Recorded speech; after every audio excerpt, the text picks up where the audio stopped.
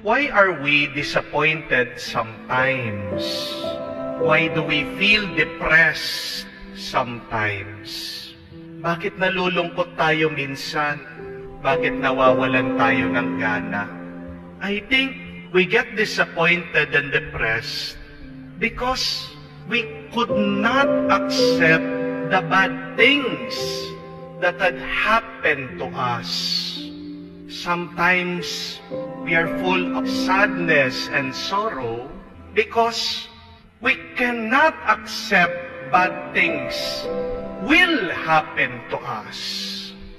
Yan yung minsan at madalas dahilan ng ating lungkot dahil hindi natin matanggap yung mga masasamang nangyari sa atin. Nalulungkot din tayo. Ito ay dahil hindi mo rin matanggap yung masama pang mangyayari sa iyo. Tayong lahat kasi ninanais natin, puro mabuti, puro maganda ang mangyari lang sa atin. Is that bad? Is that evil? Masama ba ang naisin mo, puro mabuti at maganda lang ang mangyari sa iyong buhay? I think no. It's not bad to become an optimist. It's not evil to become hopeful. Walang masama sa pagnanais mo. Gusto mo puro tama, mabuti at maganda ang mangyayari sa iyong buhay. Pero kung ito lang ang panay mong hinahanap, kung ito ang panay mong hinihintay at hindi mo matanggap na merong mangyayaring masama sa iyong buhay, you will always be disappointed and depressed. Oo, huwag kang tumigil sa pag-aasam, pagnanasa, paghahanap ng mabuti. But be realistic. Maging makatotohanan ka naman. At ano po ang katotohanan ng ating buhay? Na meron at merong mangyayaring masama sa ating buhay. The quicker that we accept that bad things had happened to us and bad things will happen to us, the quicker that we will be happy, the quicker that we will be at peace. Opo, katotohanan yung kasabihan na kung ano ang sinuksok, siyang mabubunot. Amen? Katotohanan din po yung kasabihan na kung anong tinanim, siyang aanihin. Pero baka makalimutan natin, hindi naman lahat ng iyong sinuksok, mabubunot mo. Baka niloloko natin ang ating sarili, ayaw natin tanggapin ang katotohanan na hindi naman ibig sabihin, pag tinanim mo, aanihin mo. It's not all the time that what we plant, we will reap. At yan po ang pinapaalala sa atin ng Ebanghelyo, na expect bad things will happen with your work.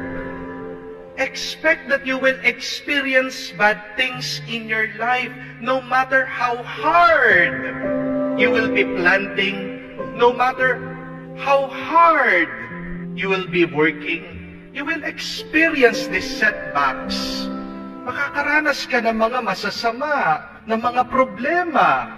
Pinaliwanag ng ating Panginoon, itong talimhaga, nagtatanim, itong tao. Nagtanim siya, pero hindi naman lahat ng tinanim niya, inani niya. Bakit? Yung mga iba kinain daw ng hayop, ng mga ibon. Yung iba tumubo, pero sinakal, ng mga tinik. Yung iba ay nakarating sa lupa na hindi mataba, mabato, hindi tumubo. Pinapaalala ng Diyos sa atin, asahan natin ang mga hindi natin inaasahan. Expect the unexpected. At ang mga tawag po dito ay mga hindi maiiwasan. These are the inevitables in life. There are birds that will eat up your effort. There will be thorns that would choke you up. There will be the heat of the sun that will dry you up. Meron at meron talagang maninira sa iyong mabuting gawa. kapag nangyari yon, tanggapin mo lang. At pagpatuloy mo ang iyong pagtatanim, pagpatuloy mo ang iyong trabaho, pagpatuloy mo ang iyong magandang mithiin. Bakit mapagpapatuloy mo kahit na nagkaroon na ng problema at masama? Dahil in-expect mo na. Dahil hinihintay mo na. Dahil naiintindihan mo na ang buhay. Hindi po ba, hindi naman lahat ng mga nagbi-business nagiging matagumpay. Siguradong may malulugi. Siguradong merong mababaon sa utang. Hindi naman lahat ng mga nagdadayat at nag-e-exercise ay hahaba ang buhay. Nakakabigla nga minsan yung mga iba. Napaka-healthy ng lifestyle, nagka-cancer, agad namatay. Hindi naman ibig sabihin narinig mo ang iyong asawa nung kinasal kayo, ikaw lang ang aking pakamamahalin. Kahit anong mangyari, I will love you forever and ever until I die. And then, anong nangyari? Nanlamig. Nakalibang bahay. Ayaw nang umuwi. Nawawala. Wala na daw gana. Hindi ka na mahal. It happens. People change. And yet, why are you depressed and disappointed? Because you cannot accept that fact.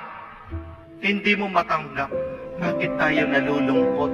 Bakit po tayo nawawala ng gana? Kasi hindi natin inasahan at hindi natin matanggap na meron palang mangyayaring masama sa ating buhay. At minsan nga sinisisi pa nga natin ang Panginoon Di po ba? Palagi natin tinatanong, kung ang Diyos talaga mabuti, bakit may masama na nangyayari sa akin? The goodness of God, remember this, my dear friends, is not what you expect. Yung kabutihan ng Diyos ay higit pa sa iyong pag-unawa. Pero tinuturuan tayo ngayon ng Panginoon. Gusto mong maging masaya, gusto mong maging payapa.